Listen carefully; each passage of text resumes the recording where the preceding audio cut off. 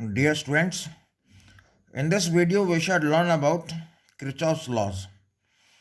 In an electrical network is a combination of conductors and EMFs such as one shown in the figure below. While discussing the electrical network, we shall proceed on the assumption that EMFs are constant and that the steady conditions have been reached in the network so that the currents are also constant. The general problem is to calculate the currents in terms of EMFs and resistances. There are two famous rules to solve this kind of problem. These rules were first developed by Gustav Robert Kirchhoff in the year 1842 and are known as Kirchhoff's rules or simply Kirchhoff's laws. These laws are simply expressions of conservation of charge and of energy. These laws can be stated as first law of Kirchhoff's and second Kirchhoff's law. We will go on to Kirchhoff's laws. First law is Kirchhoff's first law. So first of all, we shall discuss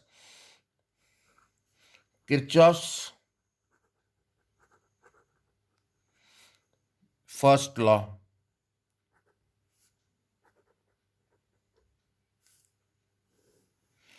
As you see here in the circuit, that is, there are several conductors over here. So this is the first conductor, second one, third one, fourth one, and fifth one. In the first conductor, this is the junction of the conductors where all these conductors meet. So in the first conductor, the current I1 flows towards the junction. In the second conductor, current I2 flows towards the junction. The third conductor, current I3 flows away from the junction. Then here I4 away from the junction and I5 away from the junction. So according to Kirchhoff's first law, we can write that all this current flowing towards the junction taken to be positive and the current flowing away from the junction is taken to be negative, and sum of all this current should be equal to 0.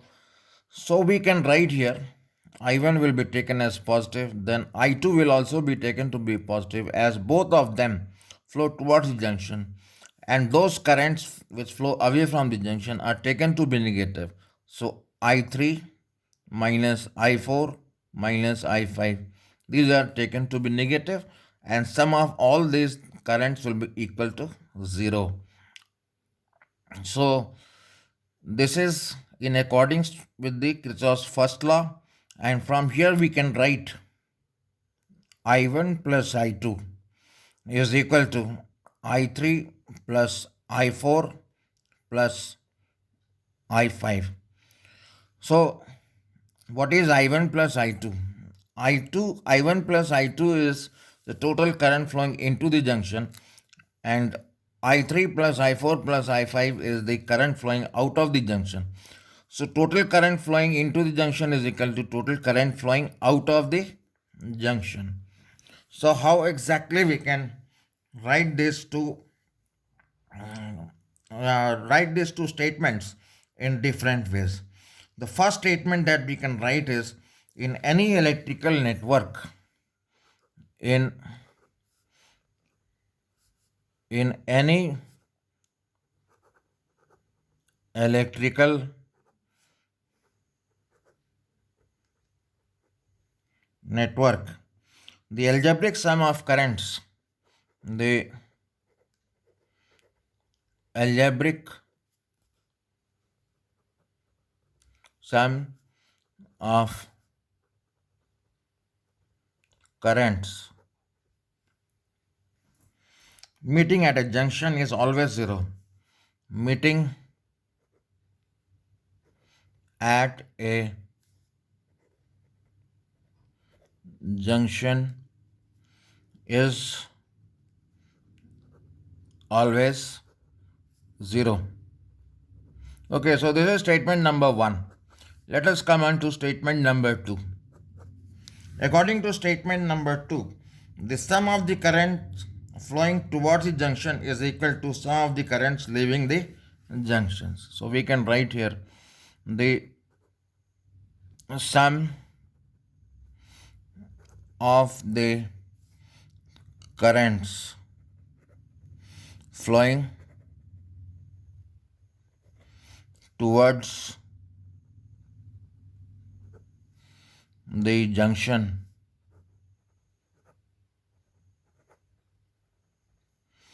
is equal to the currents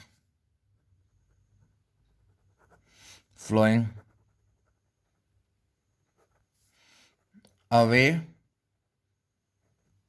from the junction. Okay, so we can, if we are asked to answer the what is Kirchhoff's first law, we can write either of the two statements. Now these two statements are is as a consequence of conservation of charge. As you know that when the charges will flow along this conductor, there will be no accumulation of charge at the junction. So total charge going into the junction will flow out of the junction at the same time. That is why we have got Kirchhoff's first law of, and this is a consequence. This is a consequence of law of conservation of charge.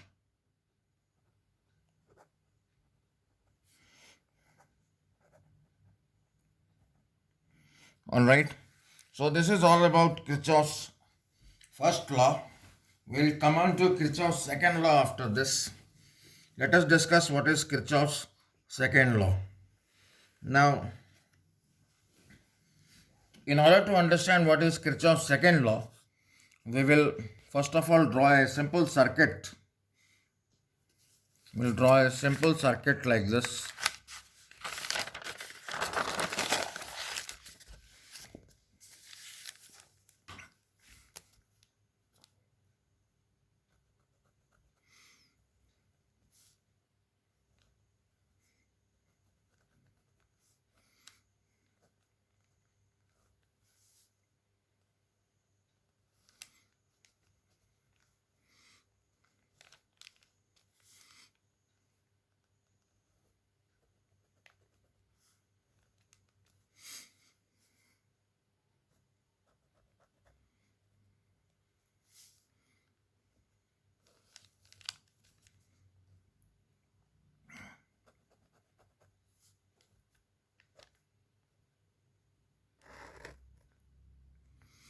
Now what we find here is in different portions we have got different resistances, and we have got two cells. Here we have one cell, we have one cell over here. Suppose we are required to find out the current in each part of the circuit if we know all the resistances and we know all the EMF of the cells. Now suppose the resistances are given like this. Say there is a resistance R1, there is a resistance R2, there is a resistance R3, there is a resistance R4, there is a resistance R5, and say there is the resistance R6. Right. There is the EMF E1, there is the EMF E2. Now suppose the current flowing here is I. The current flowing here is say I1. The current flowing here is I2. In order to find out the currents in different sections of this network, we will have to write different equations, that is using Kirchhoff's first law and using Kirchhoff's second law. Now, suppose current I1 is flowing over here, current I2 is flowing over here, and say current I3 is flowing over here. This is the current I3.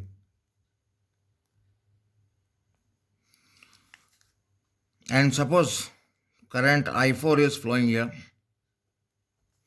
and say current I5 is flowing here. As current I is flowing over here, same current will flow here. That is current I.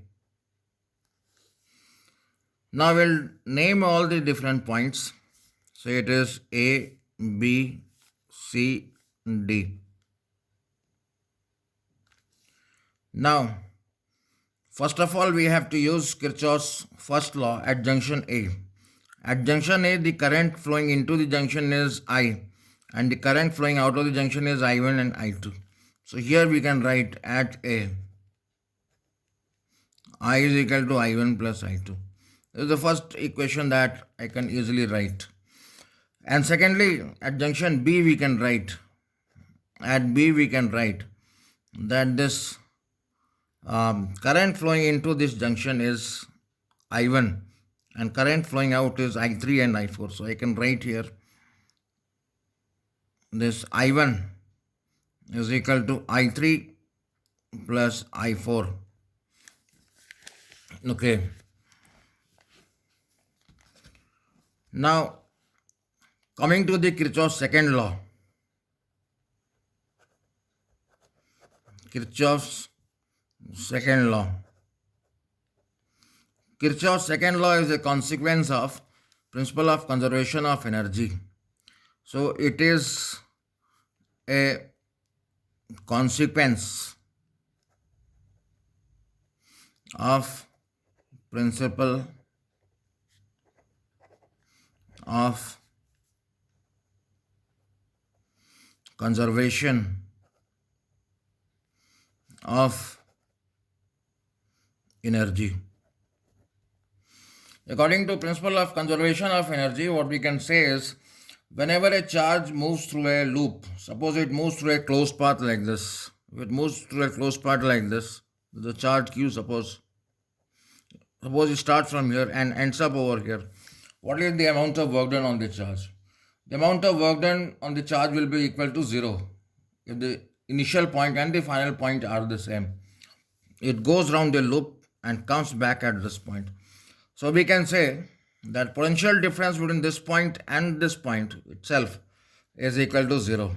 So this is the basis on which we can write the Kirchhoff's second law. According to Kirchhoff's second law, suppose we consider a closed path like this, where the charge flows along the closed path. So this is the closed path 1. We start from A, B, D, A. This is the another closed path, say it is the closed path 2. That is D, B, C, D. Then again, there is another closed path, say it is 3.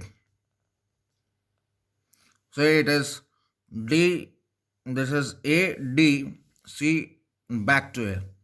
So there are 3 closed paths. So this can be also called as loops. So considering the loop 1,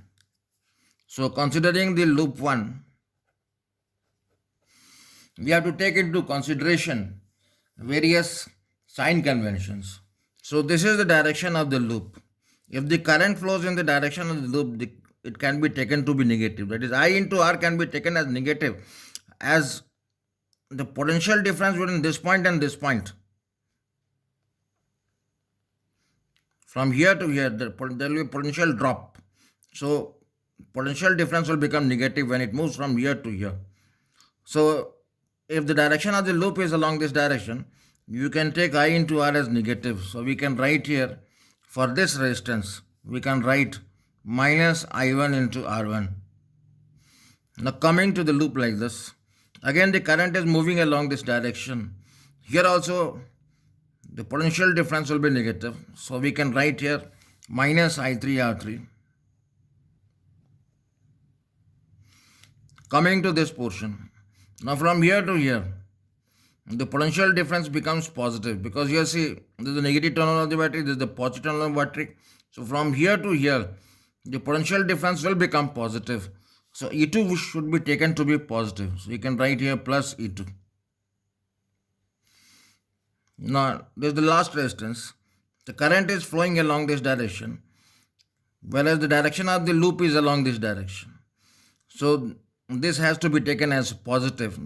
The potential difference from this point and this point will be positive.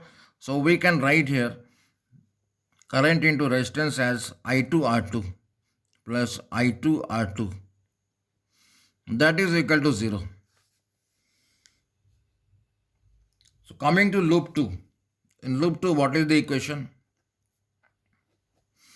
So this is the direction of the loop. The loop can also be written like this: B C D B, B C D B.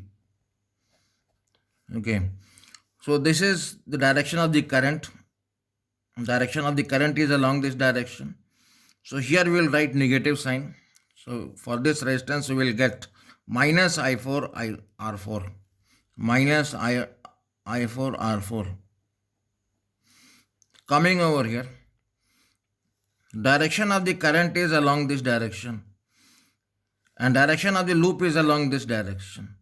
So here we will write plus I5 R5, plus I5 R5.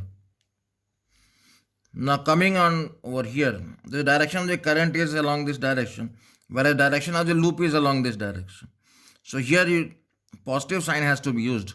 For this resistance we will write plus I3 R3, plus I3 R3, and that is equal to 0. So this is equation number 1, this is equation number 2, this is equation number 3, this is equation number 4. We should have one more equation in order to get I1, I2, I3, I4 and I5. We don't have I4. We'll get up to I4. Okay. Now let us come to loop number 3. Loop 3. In loop 3 you say, we'll start from here. So this is the direction of the loop is like this.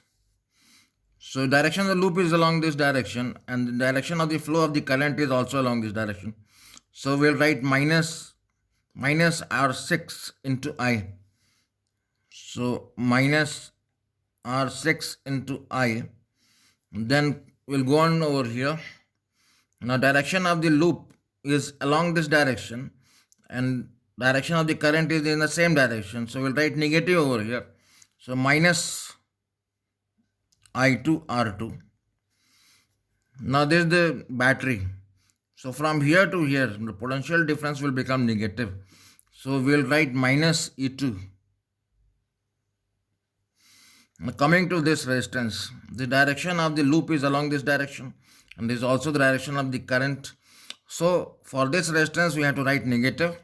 So we'll write here minus I5 R5. Coming on over here in this battery, suppose we move from here to here, then the potential difference will be negative. Here the lower potential is the higher potential. So E1 will be negative over here. We'll write minus E1.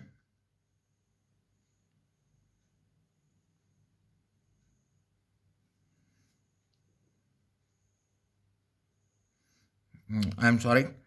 This is lower potential, this is higher potential. So potential difference will become positive. So we will write plus E1.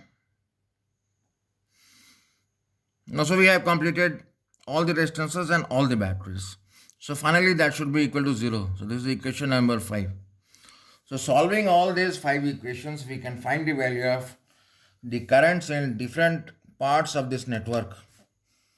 So this is all about the Kirchhoff's second law. So Kirchhoff's second law is a consequence of principle of conservation of energy.